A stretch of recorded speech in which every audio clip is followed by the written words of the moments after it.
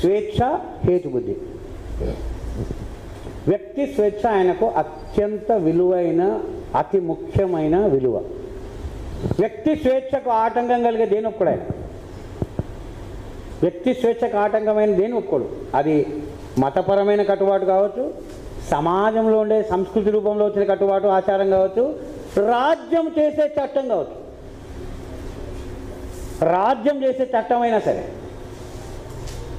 ఒక రాజకీయ సంప్రదాయమైనా సరే, వ్యక్తి స్వేచ్ఛకు భంగం కలిగించే, వ్యక్తి వికాసానికి అంటే వ్యక్తి యొక్క డెవలప్మెంట్కు ఆటంకం కలిగించే అన్ని రకాల బంధనాలకు వ్యతిరేకం. మొదటి సూత్రం. రెండవది, మనిషి సత్యాన్వేషణ చేస్తూనే ఉండాలి. ప్రతి మనిషి సత్యాన్వేషణకు నీ దగ్గర ఉన్న ఒకే ఒక పద్ధతి నీ హేతుబుద్ధిని ఉపయోగించడమే. నీ దగ్గర ఉన్న టార్చ్ లైటు, నీ దగ్గర ఉన్న దీపం అదొక్కటే. దాన్ని నువ్వు వాడాలి. నువ్వు వాడకపోతే నువ్వు బుద్ధిహీనుడు అవుతావు. బుద్ధిని ఉపయోగించకపోతే బుద్ధిహీనుడు అవుతావు. నువ్వు ఎప్పుడైతే నీ బుద్ధిని వాడవో నిన్ను వేరే వాడు కంట్రోల్ చేస్తాడు. ఎవడైతే హేతుబుద్ధి ఉపయోగించాడో వాడిని ఇతరులు కంట్రోల్ చేస్తారు. లేదా హేతుబుద్ధి లేని, బుద్ధి లేని వాళ్ళ సంఖ్య ఎక్కువైతే వాళ్ళు బుద్ధి ఉన్న వాళ్ళని కంట్రోల్ చేయడం మొదలు పెడతారు. ఇది కూడా చెప్పినాడు ఆయన. బుద్ధి ఉన్న వాళ్ళే బుద్ధి లేని వాళ్ళని కంట్రోల్ చేస్తారని కూడా పొరపాటు సుమా. బుద్ధి లేని వాళ్ళ సంఖ్య పెరిగితే బుద్ధి ఉన్న వాళ్ళను తొక్కి పారేయగలరు. దానికి ప్రత్యక్ష సాక్ష్యమే సోక్రటీస్కు విషయం ఇచ్చి చంపింది ఏథెన్స్ ప్రభుత్వం. ఏథెన్స్ ప్రభుత్వం ఏ ప్రభుత్వము? రాచరిక ప్రభుత్వం కాదు, ప్రజాస్వామ్యము. Athens the democracy. మిత్రులారా, ప్రపంచానికి మొట్టమొదటిసారి ఒక ప్రజాస్వామ్య వ్యవస్థను పరిచయం చేసిన నగరం కూడా ఇదే. ఏథెన్స్ నగరమే మొదటిసారి ప్రపంచానికి ప్రజాస్వామ్యాన్ని పరిచయం చేసింది, గణతంత్రాన్ని. గ్రీకు ప్రజాస్వామ్యం అంటే ఏథెన్సే. ఎందుకంటే గ్రీకులో మళ్ళీ స్పార్టా లాంటి నగరాలు ఉన్నాయి, అక్కడ ప్రజాస్వామ్యం లేదు. అది సైనిక నియంత్రిత పాలన, స్పార్టా నగరంలో. ఆ కారణంగానే ఈ రెండు నగరాల మధ్యలో దశాబ్దాల పాటు యుద్ధాలు జరిగినాయి. పోలిపోనేషియన్ వార్స్ అంటారు దాన్ని. స్పార్టా నగరానికి, ఏథెన్స్ నగరానికి మధ్యలో 40 సంవత్సరాల పాటు జరిగింది యుద్ధం ఒకసారి.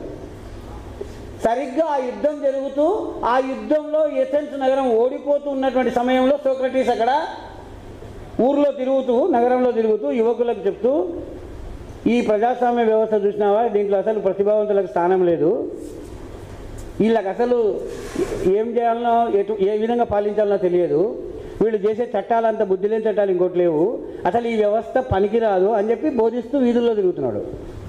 శత్రువుతో ఒక పక్కన ఏథెన్స్ నగరం పోరాడుతున్న సమయంలో, ఆ యుద్ధంలో ఓడిపోతున్న సమయంలో సోక్రటీస్ యువతకి ఇది చెప్తున్నందుకు ఆ ప్రభుత్వము వీడు యువతని తప్పుదారి పట్టించి, ప్రజలందరూ రాజ్యం వెనుకల ఏకం కావాలి కదా యుద్ధం జరుగుతున్నప్పుడు. ఒక దేశంతో, వేరే దేశంతో యుద్ధం జరుగుతున్నప్పుడు ఆ రాజ్యం ఏమనుకుంటుందంటే, పౌరులందరూ ఒకే ఒక శరీరమై అందరూ రాజ్యం వెనుక నిలబడాలని కోరుకుంటుంది సమాజం అంతా. కానీ మనవాడు అంతర్యుద్ధాన్ని ప్రేరేపిస్తున్నాడు సోక్రటీస్. ఈ బుద్ధిహీనుల వల్లనే ఈ యుద్ధం వచ్చింది. వాళ్ళని మనం విమర్శించకుంటే ఈ యుద్ధం పదే పదే వస్తుంటుంది. కాబట్టి వీళ్ళని తొలగించేసి ప్రతిభావంతులైనటువంటి వాళ్ళకి మనము అప్పచెప్పాలి రాజ్యాన్ని. ఎందుకు మరి సోక్రటీస్ ప్రజాస్వామ్యానికి వ్యతిరేక? ప్రజాస్వామ్యం అనేది ఉన్న వాటిలో కల్లా బెస్ట్ వ్యవస్థ కదా. మరి సోక్రటీస్ ఎందుకు ప్రజాస్వామ్యాన్ని విమర్శించినాడు? చాలా ముఖ్యమైన మాట. సోక్రటీస్ని చంపింది ప్రజాస్వామ్య రాజ్యం. ఇది కూడా మనం గమనించాం. దాంట్లో చాలా ముఖ్యమైన గుణపాఠాలు ఉన్నాయి మనకు. ఈరోజు మన దేశంలో జరుగుతున్న పరిణామాలకు లింక్ ఉంది దానికి. అది ఎంత విచిత్రమైన ప్రజాస్వామ్యం అంటే దానికి పరిమితులు ఉన్నాయి. 5 లక్షల జనాభా ఉందని చెప్పినా కదా నేను. దాంట్లో సుమారు 2,50,000 మంది బానిసలు. అంటే మిగిలిన 1,50,000 మందికి మాత్రమే ఓటు హక్కు ఉంది. వాళ్ళే స్వతంత్ర పౌరులు. 2,50,000 మంది బానిసలు కాబట్టి వాళ్ళకి ఓటు హక్కు లేదు, వాళ్ళు స్వతంత్ర పౌరులు కాదు. జనాభాలో భాగం. శ్రామికులంతా వాళ్ళే. ఏథెన్స్ నగర సంపదకు మూలం వాళ్ళే, డౌటే లేదు. కానీ వాళ్ళకి ఎలాంటి హక్కులు లేవు. మిగిలిన 1,50,000 మందిలో ఒక 5,000 మంది మాత్రమే అంతో ఇంతో ఆస్తి ఉన్నటువంటి వాళ్ళు, రాజకీయాలలో చురుకుగా పాల్గొనేవాళ్ళు. మిగిలిన 1,40,000 మంది సైనికులు, చిన్న వ్యాపారస్తులు, లేకుంటే చిన్న చిన్న ఉద్యోగాలు చేసుకునే వాళ్ళు, రైతులు, ఈ పనులు చేసుకునే వాళ్ళే, చేతి వృత్తుల వాళ్ళు.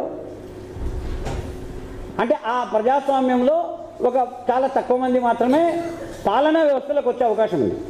ఆ పరిమితులు ఉన్నాయి, అది ప్రాచీన కాలంలో పరిమితులు ఉన్నాయి. అయితే ఆ నియమాలు, ఆ వ్యవస్థలు మాత్రం ప్రజాస్వామిక వ్యవస్థలే. ఎందుకంటే స్వతంత్ర పౌరులు ఓటు ద్వారా ఎన్నుకున్న ప్రభుత్వం అది. దాంట్లో తిరుగులేదు, అందరూ ఓట్లు వేస్తారు. అంతేకాదు, చాలా ఇంట్రెస్టింగ్ విషయం ఏంటంటే పార్లమెంట్ ఒకటే కాదు, సుప్రీంకోర్టును కూడా ప్రజలే ఎన్నుకుంటారు. వాళ్ళ ప్రధాన న్యాయస్థానాన్ని కూడా ప్రజలే ఎన్నుకుంటారు. అయితే ఒక విచిత్రం ఏమంటే వాళ్ళ ప్రధాన న్యాయస్థానంలో న్యాయమూర్తులు ఉంటారు కదా. సుప్రీంకోర్టు అన్నాక బెంచీలు ఉంటాయి కదా. ఇప్పుడు మన దగ్గర సుమారు ఒక 60 మందో 70 మందో ప్రధాన న్యాయమూర్తులు ఉంటారు సుప్రీంకోర్టులో. ఏథెన్స్ నగరంలోని సుప్రీంకోర్టులో 1000 మంది ఉండేటోళ్ళు, న్యాయమూర్తులు 1000 మంది ఉండేటోళ్ళు. ఈ న్యాయమూర్తులను ఏ విధంగా ఎంపిక చేసేవాళ్ళు? మొదట్లో ఉన్నత వర్గాలకు సంబంధించిన వాళ్ళు, చదువుకున్న వాళ్ళు మాత్రం ఉండేవాళ్ళు. అయితే తర్వాత ప్రజాస్వామిక వ్యవస్థ వచ్చిన తర్వాత, ఏథెన్స్ నగరంలో ప్రజాస్వామ్యం ఎస్టాబ్లిష్ అయినాక వాళ్ళు ఏమన్నారంటే అందరికీ హక్కు ఉండాలి అని చెప్పి ఆల్ఫాబెటికల్ ఆర్డర్ ప్రకారం రొటేషన్లలో ప్రతి 2 ఏళ్ళకి ఒకసారి న్యాయమూర్తి కావడానికి అందరికీ అవకాశం ఇచ్చేటోళ్ళు. చదువు వచ్చినా రాకున్నా, విషయాలు తెలిసినా తెలియకపోయినా, లోకజ్ఞానం ఉన్నా లేకపోయినా ఆల్ఫాబెటికల్ ఆర్డర్లో అందరికీ అవకాశం ఇచ్చేవాళ్ళు. పైకి చూడడానికి డెఫినెట్గా ప్రజాస్వామికమైనదే నిర్ణయం అది. కానీ ఫస్ట్ 1000 మంది న్యాయమూర్తులు, పైగా ఆల్ఫాబెటికల్ ఆర్డర్లో. న్యాయశాస్త్రం మీద నైపుణ్యము, జ్ఞానం ఉన్నవాళ్ళు కాదు, సామాన్య ప్రజలు కూడా. ఈ 2 కారణాల వల్ల ఏమైందంటే ఆ 1000 మంది ప్రజల్లో జనరల్గా చదువుకున్న వాళ్ళ సంఖ్య చాలా తక్కువ సంఖ్యలో ఉండేది. మిగతా విషయ అవగాహన లేనటువంటి వాళ్ళ సంఖ్య ఎక్కువ ఉండేది, సామాన్య ప్రజలు ఎక్కువ ఉండేటోళ్ళు. సామాన్య ప్రజలు అంటే ఏమి? వాళ్ళ ఆలోచనలు ఎవరు శాసిస్తుంటాయి? వాళ్ళ మత విశ్వాసాలు లేదా వాళ్ళ పూర్వీకుల నుంచి వచ్చినటువంటి సంస్కృతితో వాళ్ళ మెదడును కంట్రోల్ చేస్తుంది. అంటే అక్కడ న్యాయం మీద మనిషి యొక్క స్వేచ్ఛ, హక్కులు, హేతుబుద్ధి అనేటువంటి ఆలోచనల కన్నా మత నియమాల ప్రకారం ఏది కరెక్టో, సంస్కృతి కట్టుబాట్ల ప్రకారం ఏది కరెక్టో అదే ఆ కోర్టులలో గెలిచేది. సోక్రటీస్కి శిక్ష చేసింది కూడా ఆ కోర్టు. నిజానికి పార్లమెంటులో, ఏథెన్స్ నగర పార్లమెంటుకు సంబంధించిన రాజవేత్తలు చాలామంది, వాళ్ళందరూ అంత ఇంత చదువుకున్న వాళ్ళందరూ కూడా సోక్రటీస్కు మరణశిక్ష వేయకుండా ఆయనను దేశ బహిష్కరణ శిక్ష చేసి వదిలేసి పంపించాలనుకున్నారు. వాళ్ళు కోర్టుకు అప్పీల్ కూడా చేశారు పార్లమెంట్ తరఫున. ఏథెన్స్ పార్లమెంట్ తరఫున వాళ్ళు సుప్రీంకోర్టుకు అప్పీల్ చేస్తే ఒప్పుకోలేవాడు. వీడు అసలు దేవుడు లేడని చెప్పి చెప్తున్నాడు, యువకులందరికీ చెప్తున్నాడు. మొత్తం మనం ఎన్ని రోజుల నుంచి, మన 1000 ఏళ్ల నుంచి పూజిస్తున్న గ్రీకు దేవతలందరినీ వాడు కాళ్ళ రాస్తున్నాడు. యువకులందరికీ విషం నూరిపోసి వాడు చెడగొడతాడు. కానీ వాడిని తప్పనిసరిగా వాడు ఒక విష పురుగు, అన్ని చంపాల్సిందని చెప్పి సామాన్య ప్రజలతో నిండి ఉన్న ఆ కోర్టు విషమిచ్చి చంపింది. రోమన్ సామ్రాజ్య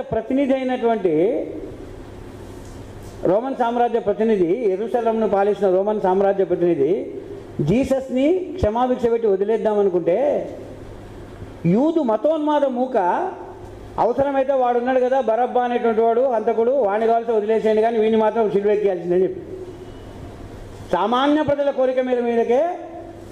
కోరిక మీదనే జీసస్కు సిలువ వేయడం జరిగింది. అమలు చేసింది రోమన్ సామ్రాజ్య ప్రతినిధి, గవర్నరే కావచ్చు. కానీ రోమన్ సామ్రాజ్య గవర్నర్ స్వయం నిర్ణయం కాదది. మెజారిటీ ప్రజల యొక్క డిమాండ్ మేరకు క్రీస్తుకు సిలువ వేయడం జరిగింది. అంతకంటే ముందు 400 ఏళ్ల ముందు సామాన్య ప్రజలతో నిండి ఉన్న సుప్రీంకోర్టే సోక్రటీస్కి మరణశిక్ష విధించింది. ప్రజాస్వామ్యంలో ఉండేటువంటి సమస్యల్లో ఒకటి.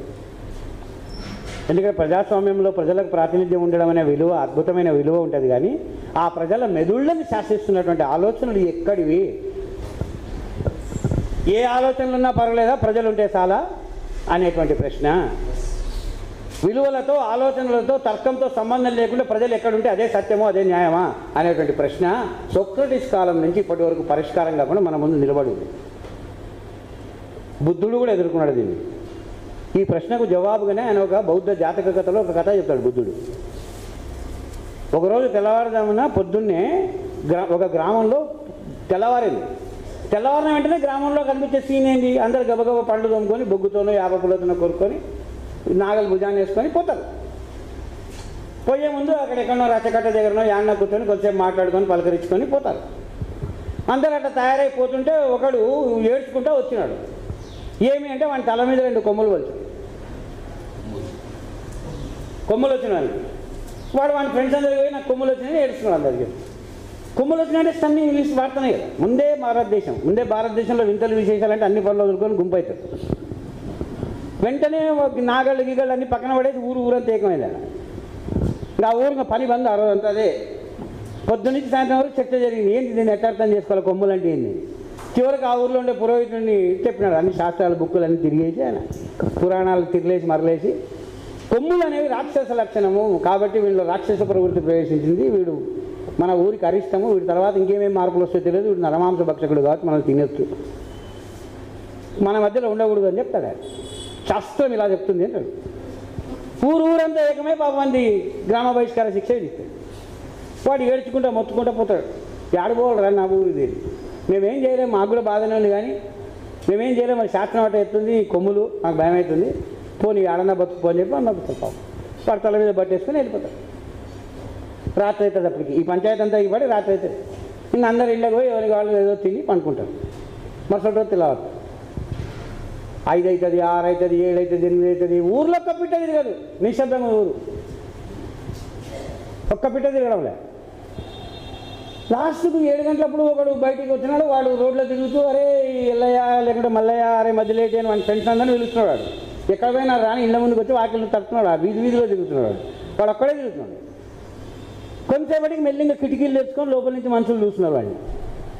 వాడు ఒక్కడే తిరుగుతున్నాడు. అర్థమైంది ఊరంతా నిర్మానుష్యంగా ఉంది. మెల్లిగా వాకిళ్ళు తెచ్చుకొని ఒకడొకడు మళ్ళీ అంత జనం అంతా బయటకు వస్తున్నారు. అందరికీ తల మీద 2 కొమ్ములు, వానికి ఒకనే తప్ప. ఆ రాత్రి అందరికి మలిచినాయి. వీడు తిరుగుతున్నాడు ఒకడికి తప్ప. అర్థమైపోయింది అందరికీ, ఊర్లో అందరికీ కొమ్ములు మొలిసే వీడికి తప్ప అని. మొత్తం కొమ్ములు మొలిచిన వాళ్ళందరూ మళ్ళీ రచ్చకట్టకడజమై వీనికి ఎందుకు మొలసలేస్తామే కారణం చెప్పండి. అయ్యకు మొలిచింది. అయ్య శాస్త్రాలు మళ్ళీ తిరిగేసి మరలేసి బోళ్ళ తిప్పి ఇది వీర లక్షణము, వీడొక్కడు పిరికివాడు, వీడు ప్రమాదము, శత్రువుల దగ్గర వీడు ఇది చేస్తాడు కాబట్టి వీడు మన గ్రామంలో ఉండకూడదు, మనం అందరం వీరులము, వీడిని ఎలాగొట్టాలంటే మళ్ళీ ప్రజలు మెజారిటీ నిర్ణయం ప్రకారం ఎలాగొట్టాలి. బుద్ధుడు ఈ కథ చెప్తాడు. ఈ కథలో నేర్చుకోవాల్సిన నీతి ఏమి? మెజారిటీ ప్రజలు ఎక్కడుంటే అదే న్యాయం కాదు. పరమ ఘోరాలు జరగవచ్చు మెజారిటీ పేరుతో. అబద్ధము రాజ్యం చేయవచ్చు, అన్యాయం చెలరేగిపోవచ్చు ప్రజల ఆమోదం పేరుతో, మెజారిటీ ప్రజల ఆమోదం పేరుతో, ప్రజాస్వామ్యం పేరు. ప్రజాస్వామ్యం కాదనగలమా? ఇది మెజారిటీ ప్రజలు ఏకగ్రీవంగా తీసుకున్న తీర్మానాన్ని ప్రజాస్వామ్యం కాదని చెప్పగలమా? చెప్పండి, మీరు చెప్తారా? వాడు నిన్న తీసుకునేది ప్రజాస్వామిక నిర్ణయమే, ఈరోజు తీసుకునేది ప్రజాస్వామిక నిర్ణయం. నిన్న కొమ్ములు మొలిచినందుకు వాడిని నిలగొట్టింటే ఈరోజు కొమ్ములు మొలవనందుకు నిలగొట్టాడు. అది కూడా డెమోక్రటిక్, ఇది కూడా డెమోక్రటిక్, అవునా కదా? మెజారిటీ ప్రజలు ఏకాభిప్రాయంతో తీసుకున్నాం, మళ్ళీ ఒక్కటి కూడా భిన్నాభిప్రాయం లేదు. ఏకాభిప్రాయంతో ప్రజలందరూ కలిసి తీసుకున్న నిర్ణయం ప్రజాస్వామిక నిర్ణయం కాదని ఎట్లా అంటాం? కానీ దాంట్లో అన్యాయం ఉందని మనందరూ తెలుసు. అంటే న్యాయాన్ని, అన్యాయాన్ని, సత్యాన్ని, అసత్యాన్ని తెలుసుకోవడానికి మెజారిటీ ప్రజల అభిప్రాయము గీటురాయి కాదు, దానికి ఇంకొక గీటురాయి కావాలా. ఏందా గీటురాయి? ఇది. అది హేతుబుద్ధికి నిలబడాలా, అది మనిషి యొక్క స్వేచ్ఛకు విలువనిచ్చేదై ఉండాలా. రకరకాల వ్యక్తులకు రకరకాల పద్ధతిలో న్యాయం చేయకూడదు. అందరికీ సమతలంగా న్యాయం ఒకటే విధంగా, ఒకటే ప్రమాణం ప్రకారం న్యాయం ఉండాలి. ఏవో కొన్ని విలువలు ఉండాలి.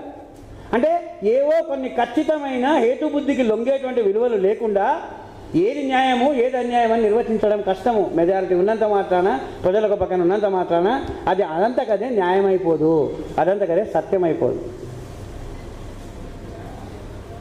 సోక్రటీస్ కాలం నుంచే ఉంది ఇది. బుద్ధుడు కూడా ఆ సమస్య ఎదుర్కొన్నాడు. ఎప్పుడు కూడా మందకి, సత్యానికి, మందకు, న్యాయానికి మధ్యలో వైరుధ్యం ఉంటుంది.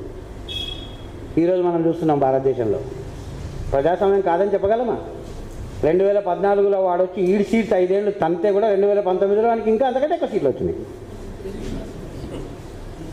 కోట్ల మంది ఉత్తరప్రదేశ్కు ఎండల్లో నడుచుకుంటూ పోయి దారెంబడి చచ్చిపోయారు, రైళ్ల పట్టాలెంబడి పోయి యోగి ఆదిత్యనాథ్ గెలిపించింది. అది ప్రజాస్వామ్యం కాదనే కదమ్మా?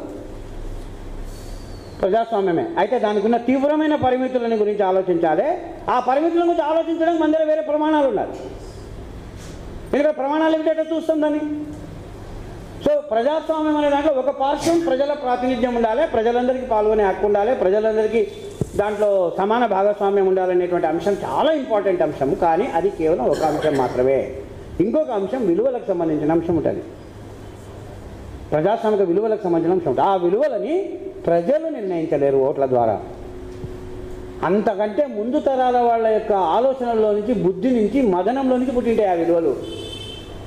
ఈ ప్రజలను తేల్చమంటే ఆ విలువలు తప్పని తేల్చేస్తారు. కాబట్టి దాన్ని ప్రజల నుంచి కాపాడాలి. ప్రజాస్వామ్యాన్ని మనం ఎవరి నుంచి కాపాడాలి? ప్రజల నుంచి కాపాడాల్సి ఉంటుంది. ఏంటుందండి అంటే ఇప్పటి ప్రజల నుంచి, ఈనాటి ప్రజల నుంచి ప్రజాస్వామ్యాన్ని కాపాడాల్సి ఉంటుంది. అంటే ప్రజాస్వామిక విలువలు కాపాడాల్సి ఉంటుంది.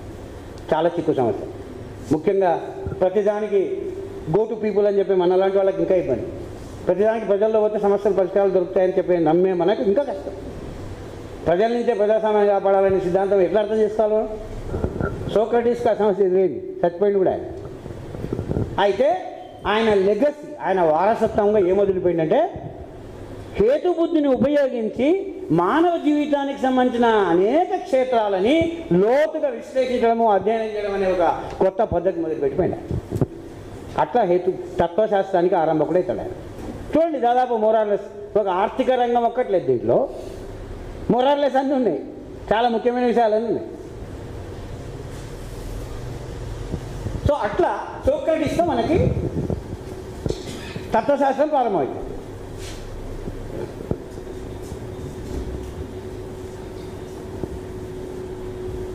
అయితే ప్రధానంగా ఆయనది నైతిక రాజకీయ సిద్ధాంతము. వ్యక్తి స్వేచ్ఛ ఆయనకు చాలా ముఖ్యమైనది. హేతుబుద్ధి అనేది ఆయన ఉపయోగించేటువంటి పద్ధతి, ఆయన పాటించేటువంటి పద్ధతి. ఇంకొక ముఖ్యమైన పద్ధతి ఏమంటే ఆయన సత్యాన్వేషణకు ఆయన ఎంచుకున్నటువంటి పద్ధతి గతితార్కిక పద్ధతి. గతితార్కిక పద్ధతి అంటే తెలుసు కదా, నువ్వు సత్యాన్ని తెలుసుకోవాలనుకుంటే నీకు ఏదైతే సత్యంగా నీ ముందుకు వస్తుందో దానికి ఆపోజిట్ ప్రశ్న దాన్ని అడగాలి. ఆ ఆపోజిట్ ప్రశ్నకు అది ఎంత తట్టుకొని నిలబడుతుంది అనే దాన్ని బట్టి దాన్ని సత్యం నీకు తేల్చబడుతుంది. సోక్రటీస్ ఏం చేసేవాడు, రోజు పొద్దున్నే లేచి రోడ్ల మీద తిరుగుతూ పిల్లలు ఎవరు దొరికితే వాళ్ళని పట్టుకొని ఒక దేవాలయం దగ్గరనో ఒక రచకట కడుగుతూ కుసబెట్టుకుంటాడు. వాళ్ళని రకరకాల ప్రశ్నలు అడిగేవాడు. వాళ్ళు మాకు దీని మీద నీ అభిప్రాయం ఏమి, దాని మీద నీ అభిప్రాయం ఏమని అడుగుతాడు. వాళ్ళు అభిప్రాయాలు చెప్తారు. చెప్తే కౌంటర్ క్వశ్చన్ ఇస్తాడు. మామూలుగా కట్టేటోళ్ళని మన ఊళ్ళో ఏమంటారంటే ఎదురోడు అంటాడు. వీడు చాలా ఎదురు మనిషి అంటారు కదా. సోక్రటీస్ పెద్ద ఎదురు మనిషి, తాత్వికుడైన ఎదురు మనిషి. నాకు గట్టిగా నమ్మకం ఉంది ఇది సత్యమని నీవు ఎంత గట్టిగా నమ్మితే అంత గట్టిగా కొడతాడు సోక్రటీస్ నేను. మరి అట్లయితే దీనికి ఏం జవాబు చెప్తావు అని పూర్తిగా ఆపోజిట్ క్వశ్చన్లు అడుగుతాడు. నీకు ఉన్న ఆత్మవిశ్వాసం, నాకు బాగా తెలుసు ఇది కరెక్టు అని నీకు ఎంత ఆత్మవిశ్వాసం ఉంటుందో ఆ ఆత్మవిశ్వాసాన్ని డిస్టర్బ్ చేయడమే సోక్రటీస్ యొక్క ఆశ. మూఢంగా మనుషులకు ఉండే ఆత్మవిశ్వాసం, మూర్ఖంగా మనుషులకు ఉండే ఆత్మవిశ్వాసం ఉంటుంది కదా, తమ అభిప్రాయాలు తిరుగులేనివి, ప్రశ్నించడానికి వీల్లేనివి అని నీకుండే నమ్మకాలన్నింటినీ డిస్టర్బ్ చేయడమే సోక్రటీస్ అనుసరించిన పద్ధతి. దానికి ఆయన అనుసరించిన పద్ధతి గతితార్కిక పద్ధతి. అంటే ఆపోజిట్ విషయాలను దాని ముందు పెట్టడం ద్వారా, పరస్పర విరుద్ధమైన విషయాల మధ్య ఘర్షణ పెట్టడం ద్వారా, ఆలోచనలకు సంబంధించిన గతితర్కం నేను చెప్తున్నది. పరస్పర విరుద్ధాంశాల మధ్యలో ఘర్షణ ఐక్యతనే కదా గతితర్కం అంటే. సోక్రటీస్ మెథడ్ అందుకనే డైలెక్టికల్ మెథడ్ అంటే గతితార్కిక పద్ధతి. నువ్వు ఏదన్నా ఒకటి చెప్తే నువ్వు ఇది కరెక్ట్ అనుకుంటున్నావు కదా, మరి దీనికంటే ఆపోజిట్ ఉంది, ఇది కూడా కరెక్టే, మరి దీంట్లో కూడా కొంత సత్యం ఉంది మరి. అప్పుడు ఆ రెండింటి మధ్యలో ఘర్షణ స్టార్ట్ అవుతుంది. ఆ రెండు భిన్నాభిప్రాయాల ఘర్షణ స్టార్ట్ అవుతుంది. మనం వ్యక్తిగతంగా కూడా మనం ఏదైనా ఇది కరెక్ట్ అని ఎవడైనా నిన్ను ఒప్పిస్తే వాడు చాలా బలమైన ఆర్గ్యుమెంట్తో నిన్ను ఒప్పించడానికి ప్రయత్నం చేసినప్పుడు నీ దగ్గర జవాబు లేనప్పుడు నువ్వు ఒప్పుకోవడం మొదలు పెడతావు, కన్విన్స్ కావడం మొదలు పెడతావు. అటువంటప్పుడు నువ్వు సోక్రటీస్ని గుర్తు తెచ్చుకోవాలి. ఏమని అంటే వీడు చెప్తున్న దానికి పూర్తి ఆపోజిట్ ఒకటి అనుకొని మరి అది కూడా కరెక్టేనా అని వేసుకున్న మరుక్షణమే నీవు హెచ్చరికలోకి వస్తావు. ఈజీగా కన్విన్స్ కావు. నీ మనసులో డౌట్ అనేది ఉంటుంది, ప్రశ్న అట్లనే ఉంటుంది.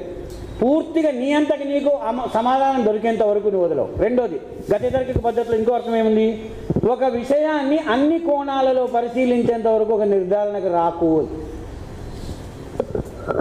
కనిపించే ఒక కోణమో రెండు కోణాలతో నీకు అదే నిజం అనుకుంటావు కాదు, అన్ని కోణాలతో పరిశీలిస్తే తప్ప, దాని అన్ని ముఖాలని పరిశీలిస్తే తప్ప నీకు నిజం తెలియదు. అయితే ఒక మనిషి అన్ని కోణాలు చూడడం సాధ్యమా? ఒక మనిషి అన్ని కోణాలను చూడడం సాధ్యమవుతుందా? కొన్నిసార్లు సాధ్యమవుతుంది, కొన్నిసార్లు సాధ్యం కాదు. అప్పుడు ఏమవుతుంది? అప్పుడు మరి ఎట్లా తెలుసుకోవడం? కొన్ని కోణాలు నేను చూసింటారు, కొన్ని కోణాలు మీరు చూసింటారు, కొన్ని కోణాలు వాళ్ళు చూసింటారు, కొన్ని కోణాలు మీరు చూసింటారు. కాబట్టి మనం అందరం కూర్చొని చర్చించుకుంటే తప్ప అన్ని కోణాలు బయటపడవు అనేటువంటి ఇంకొక విలువ బయటకు వస్తుంది. హేతుబుద్ధిని ఉపయోగించడమే కాకుండా ప్రజాస్వామికంగా చర్చించడం అనేటువంటి సంప్రదాయం ఉండాలి సత్యాలు నీకు చేరడానికి. ఎందుకంటే అన్ని కోణాలు బయటపడాలి కదా. అన్ని కోణాలను ఒకటే చూడడం సాధ్యం కాకపోవచ్చు కదా. కాబట్టి నా దగ్గర ఉన్నది పాక్షిక సత్యమై ఉండవచ్చు, కేవలం సత్యం యొక్క ఒక చిన్న ముక్క మాత్రమే నా దగ్గర ఉండి ఉండొచ్చు. నీ దగ్గర ఒక ముక్క, నీ దగ్గర ఒక ముక్క ఉండే అవకాశం ఉంది. కాబట్టి అందరూ కలిసి కూర్చొని ఆ ముక్కలన్నింటి పజిల్, అది విడిపోయిన పజిల్ కదా పెట్టి ఒక ఆకారం వస్తుంది, జిగ్సా పజిల్ అంటాం. సో సత్యం అనేది జిగ్సా పజిల్, అందరు కలిసి కూర్చొని సాల్వ్ చేయాలి. లేదా నీవే కష్టపడి అందరి దగ్గర ఆ ముక్క ఏరుకొని వచ్చి పెట్టాలి. నీకు ఆ ఓపిక ఉంటే అదన్నా చేయి. అన్ని కోణాలను నీవే పరిశీలించు. లేదా అన్ని భిన్న కోణాలు తెలిసిన మనుషులతో చర్చించడం ద్వారా, కలవడం ద్వారా, వినడం ద్వారా, చదవడం ద్వారా నేర్చుకో. కానీ అన్ని కోణాలను తెలుసుకుంటే తప్ప సత్యానికి సంబంధించిన నిర్ధారణ చేయలేవు అనేటువంటిది సోక్రటీస్ చెప్పినటువంటి ఇంకొక పద్ధతి.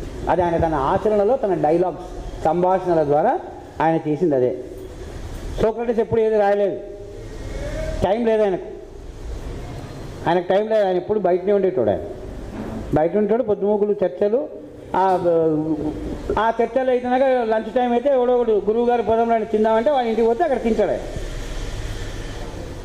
ఆయన ఇంటికి పోవడానికి కూడా పెద్ద ఇష్టం చూపించేవాడు కూడా కాదు. కారణం ఏమంటే ఆయన భార్య జాంతిప్పే అని ఆమె స్వయంగా ఫిలాసఫర్, ఆమె స్వయంగా తత్వశాస్త్రవేత్త. అయితే ఆమె మహిళ కాబట్టి ఈయన మాత్రం వీధిలో పడి తిరిగే రకం కాదు, ఆమె డిసిప్లిన్ ఉంది. అందుకే ఆమె ఈయన ఊరికే తిరిగి ఇంటికి వస్తే వంట చేసి పెట్టడానికి మామూలు గృహిణి కాదు ఆమె. 4 చిట్టి పంపిస్తుంది. అందుకే ఆయన కూడా పెద్ద ఇంట్రెస్ట్ ఉండేది కాదు సోక్రటీస్కు. అందుకనే అది ఓర్చలేకనే మగవాళ్ళు కుట్రతో సోక్రటీస్ ఎవరినో ఇంటికి పిలిచింటే విందుకు ఆమె సాంబార్ బకెట్ తీసుకొచ్చి ఆయన నెత్తి మీద పోసింది. ఇట్లాంటి మాటలన్నీ జాంతిప్పే మీద దుమ్మెత్తి పోసింది మగలోకం. జాంతిప్పే స్వయంగా రచయిత్రి సోక్రటీస్ బెండ్లాం. వాళ్ళిద్దరి మధ్యలో కూడా చాలా చర్చలు జరిగింటాయి. అయితే ప్లేటో వాటిని చూసింటాడు కాబట్టి తన డైలాగ్స్లో రాయలేదని జోక్ ఉంది.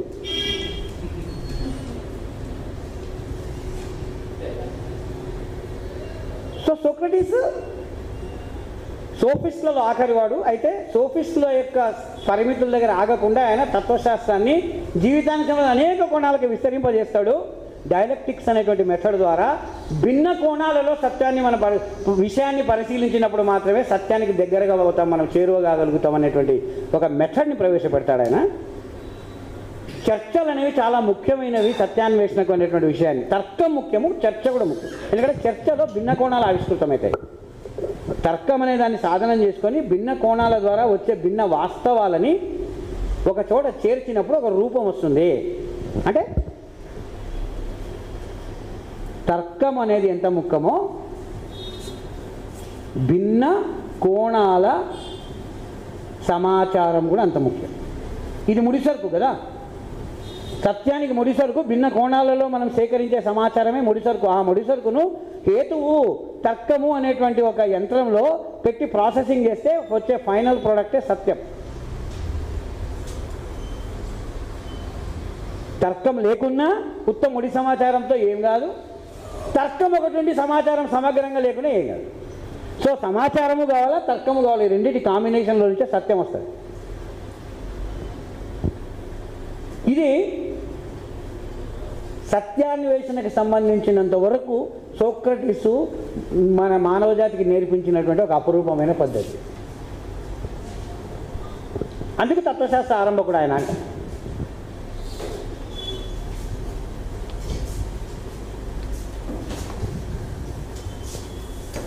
ఒక రకంగా చెప్పాలంటే ఆయన మనం ఏమని చెప్పొచ్చు, అనుభవవాది అని కూడా చెప్పొచ్చు.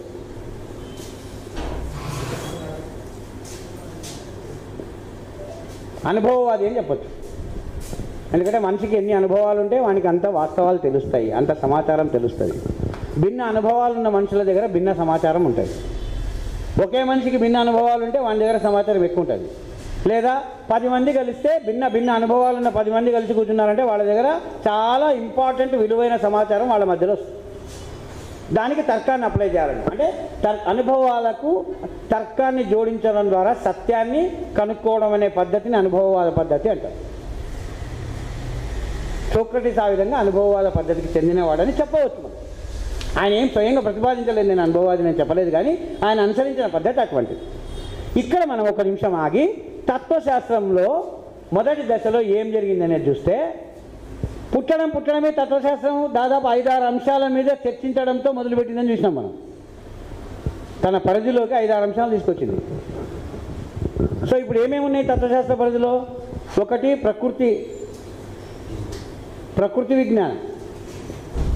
ఎందుకంటే ఫిజిసిస్టులు ఆల్రెడీ మొదలుపెట్టినారు కదా ప్రకృతిని వివరించడం అనేది. ప్రకృతి విజ్ఞానం ఒకటి. రాజకీయ సిద్ధాంతం, తర్వాత వ్యక్తిగత నైతిక సిద్ధాంతం. ఇంతటితో ఆగలే. కళలకు సంబంధించినటువంటి కళా సిద్ధాంతం ఇక్కడితో ఆగలే. అసలు ఉనికిలో ఏముంది, అసలు ఉనికిలో ఉన్నది ఏంటిది, ఉనికిలో ఉన్నది ఏమిటి? కేవలం ఇంద్రియాలకు అంటే పంచేంద్రియాలకు దొరికేటువంటిది అనుభవాలకు వచ్చేటువంటివి ఉన్నాయా? అనుభవాలకు రానటువంటి విషయాలు కూడా ఉన్నాయా ఉనికిలో? అన్నీ అనుభవాల్లోకి రావు కదా. అనుభవంలోకి రానివన్నీ లేవు అని చెప్పగలమా? లేకపోతే అనుభవంలోకి రాకుండా కూడా ఉన్నాయా? అనుభవంలోకి రానప్పటికీ ఉనికిలో ఉన్నవి ఏమైనా ఉన్నాయా? ఉంటే వాటిని గురించి తెలుసుకోవడం ఎలా అంటే జ్ఞాన సిద్ధాంతం. అంటే సరి అయిన జ్ఞానం ఎలా లభిస్తుంది? జ్ఞాన సిద్ధాంతం.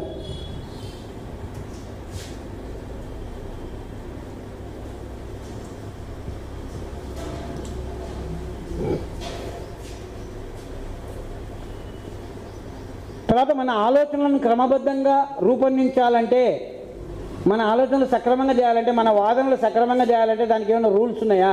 అదే తర్కశాస్త్రం.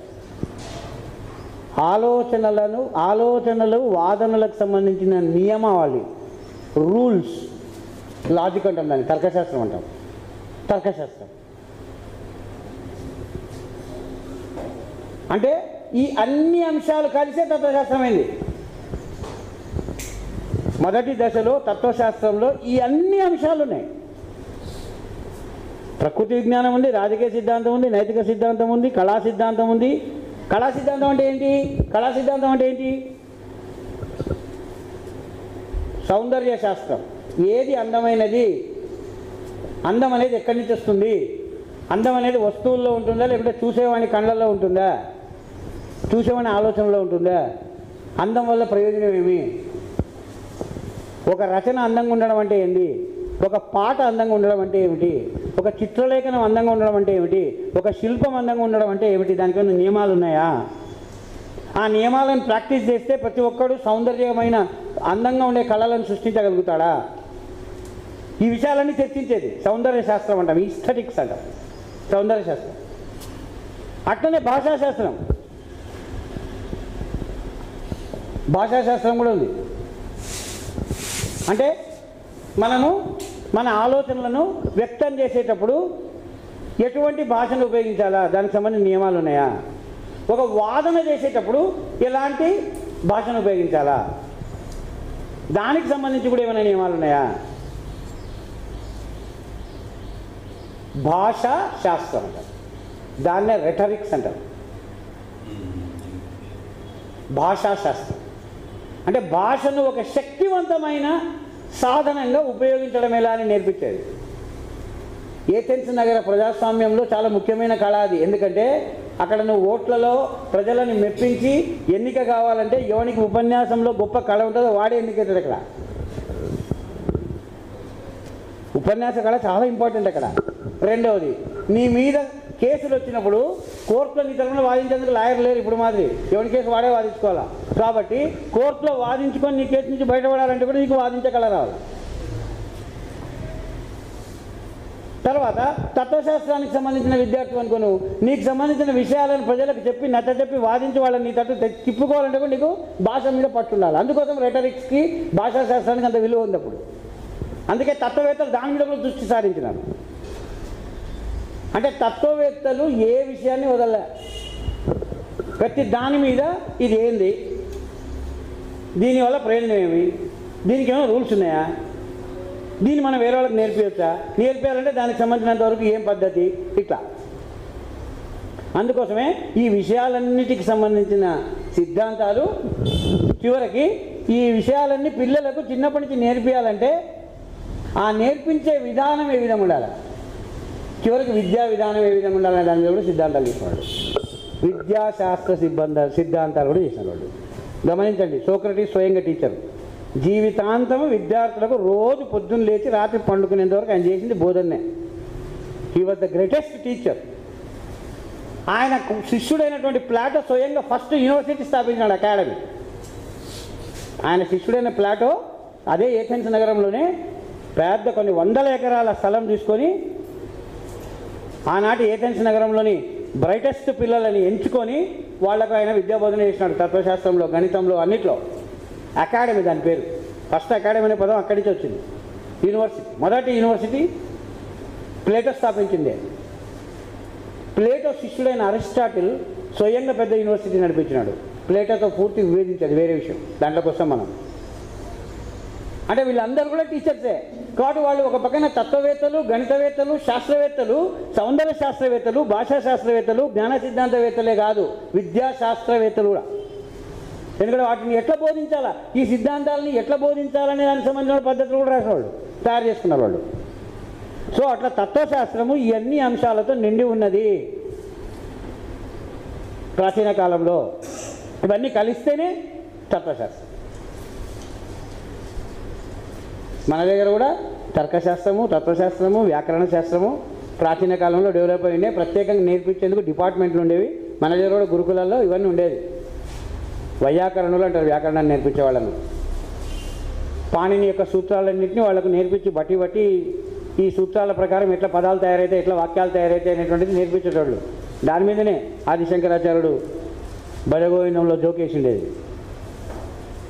డుక్రం కరణే అనేటువంటిది ఒక పాణిని సూత్రం, వ్యాకరణ సూత్రం, ఒక సంస్కృత వ్యాకరణానికి సంబంధించిన సూత్రం ఒకటి, డుక్రం కరణే అనేది. ఆ డుక్రం కరణే అనేది వాడు నేర్చుకుంటాడు నోటికి. ఒక పిల్లగాడు, ఒక చిన్న పిల్లగాడు వ్యాకరణ డిపార్ట్మెంట్లో స్టూడెంట్, వాడు నేర్చుకుంటాడు. డుక్రం కరణే అంటున్నాడు, బట్టి పడుతున్నాడు దాన్ని. శంకరాచార్యుడు వాడిని ఎక్కిరిస్తాడనమాట భగవద్గీతలో. ఏమని అంటే, సంప్రాప్తే సన్నిహితే కాలే నహి నహి రక్షతి డుక్రిం కరణే అంటాడు. నీకు ఆఖరి కాలం ముంచుకొచ్చినప్పుడు, మృత్యువు ముంచుకొస్తుంది చూడు, సంప్రాప్తే సన్నిహితే కాలే నహి నహి రక్షతి డుక్రింకరణ. ఈ డుక్రింకరణ ఎంత బట్టి కొట్టినా నిన్ను కాపాడదు మృత్యువు నుంచి అని. చావు తప్పదురా, ఈ మంత్రాలు ఈ సూత్రాలు ఎన్ని వల్లించినా చావునైతే తప్పించుకోలేవు అని చెప్పడం కొరకు ఆ మాట అంటే అప్పటికి ఉన్నాయి, మన దగ్గర కూడా ఉన్నాయి ఈ వల్లవేయడాలు, యూనివర్సిటీలు, విద్యలు ఉన్నాయి. సో తత్వశాస్త్రం ఆ విధంగా బహుముఖీనమైనది, అన్ని శాస్త్రాలను తనలోనే ఇముడ్చుకొని ఉన్నది. కాలక్రమంలో ఏమైందంటే తత్వశాస్త్రంలో ఉన్న ఈ వివిధ విభాగాలన్నీ కూడా విడిపోయి స్వతంత్ర శాస్త్రాలుగా అభివృద్ధి చెందడం మనం గమనిస్తాం. ఆధునిక యుగం యొక్క లక్షణం అది. దాని గురించి మాట్లాడదు. ఎందుకు అట్లా జరిగింది? తత్వశాస్త్రంలో ఒకప్పుడు ఇవన్నీ భాగంగా ఉన్నాయి కదా, ఇవన్నీ ఎందుకు విడిపోతాయి?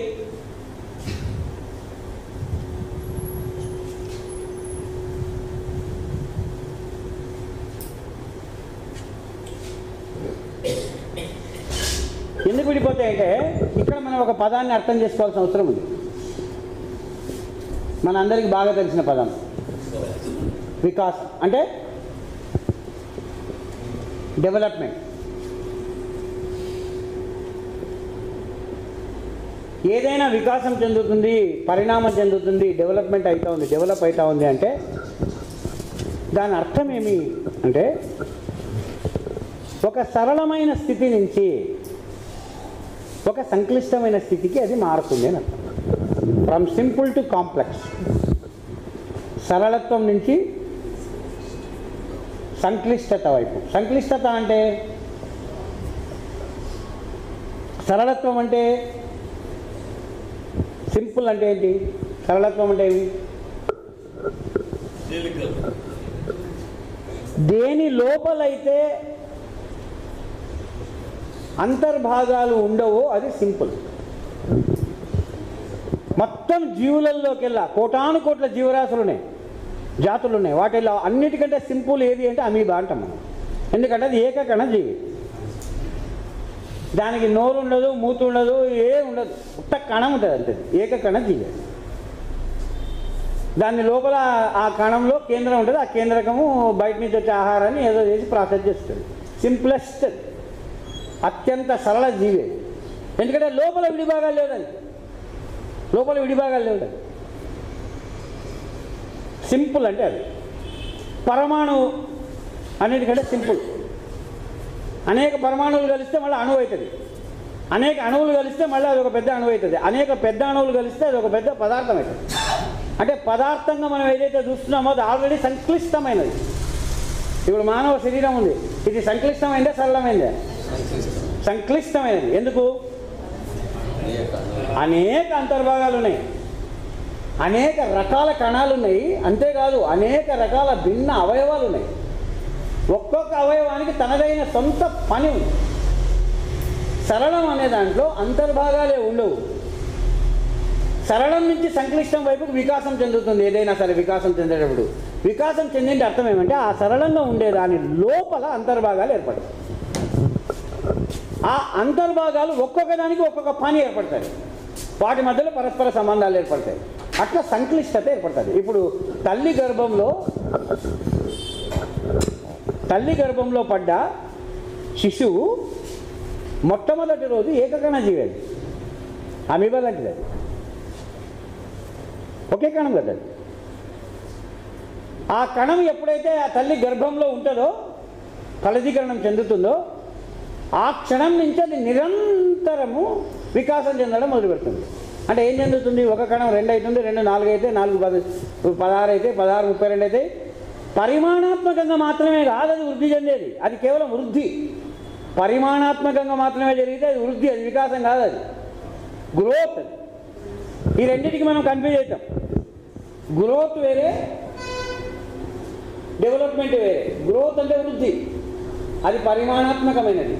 వికాసం అంటే గుణాత్మకమైనది.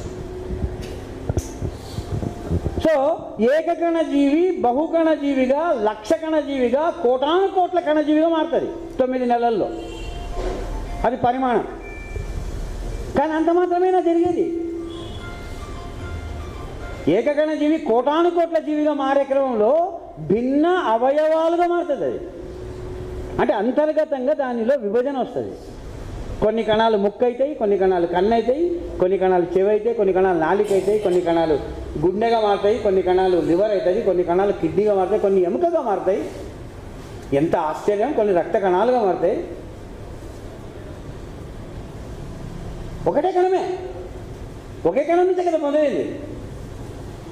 భిన్న కణాలు భిన్న అవయవాలుగా రూపం ధరించి ఒక్కొక్క అవయవానికి ఒక ఫంక్షన్ అంటే ఒక ప్రత్యేకమైన పని ఏర్పడి అవన్నీ పరస్పరం మళ్ళీ సమన్వయం చేసుకుంటుంటాయి. అంటే అంతర్గతంగా విభజన ఏర్పడాలి, అనేక భాగాలు ఏర్పడాలి. ఆ భాగాలన్నిటికీ ఒక్కొక్క దానికి తనదైన పని ఉండాలి. అవన్నీ కూడా పరస్పరం సమన్వయం చేసుకుంటూ ఉంటే దాన్ని మనం సంక్లిష్ట వ్యవస్థ అంటాం. అందుకనే వికాసం అనేది ఎప్పుడు కూడా సరళత్వం నుంచి సంక్లిష్టత వైపు సాగుతుంటుంది అంటాం. సంక్లిష్టత అంటే అర్థం చేసుకోవడానికి కష్టమైంది నేను అర్థంలో వాడతాం మనం మామూలుగా. అది కాంప్లెక్స్ కాదు, అది కాంప్లికేటెడ్ ప్రాబ్లం అంటాం.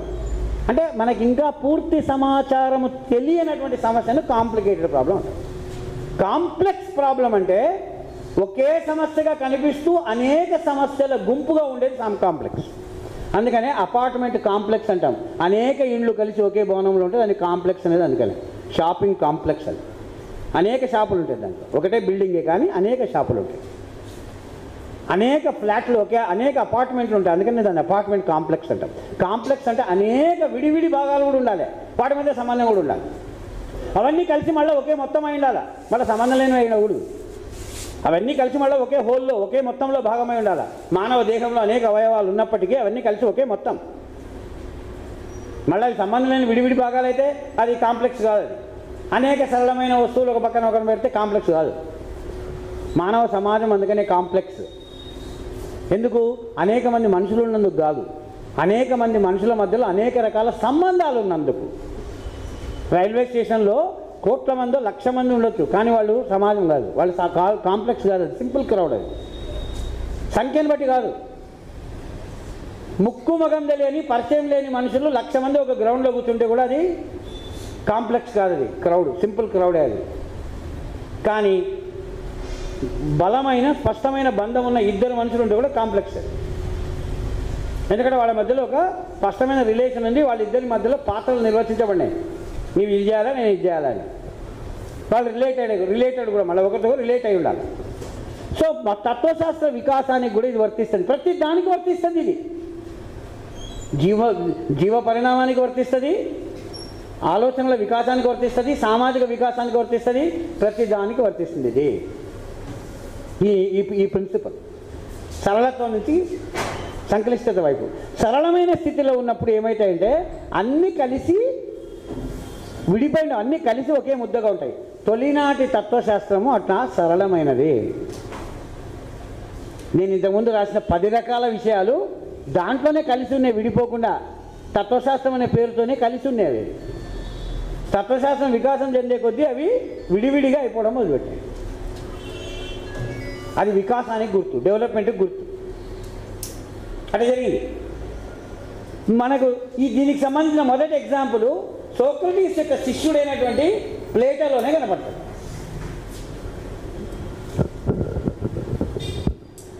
సోక్రటీస్ శిష్యుడు ప్లేటో ఆధునిక తత్వశాస్త్ర పరంపరలో అతి ప్రధానమైనటువంటి వ్యక్తి.